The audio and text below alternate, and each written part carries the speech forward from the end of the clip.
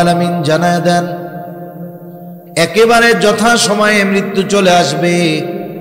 এক মুহূর্ত আগেও মৃত্যু হবে না, এক মুহূর্ত বিলম্ব হবে না।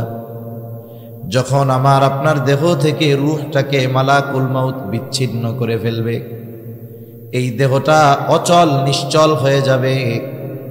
আমাদের অঞ্চলে যখন মানুষ মারা যায়, মসজিদের মধ্যে ঘোষণা করে, অমক এলাকার অমক আজ বিকাল 5 ঘটিকার সময় ইন্তেকাল করিয়াছে, আগামী দিন সকাল 8টায় অমক স্থানে তার জানাজা অনুষ্ঠিত হবে।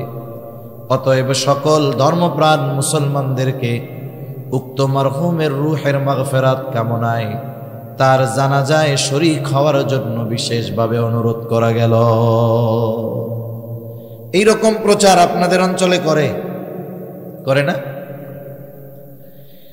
এখন আমরা অনেকের ব্যাপারে এই খবরটা শুনি, একদিন আমার খবরও মানুষে শুনবে। এই খবর বলার সময় একটা শব্দ বলে ইন্তেকাল, এটা হলো আর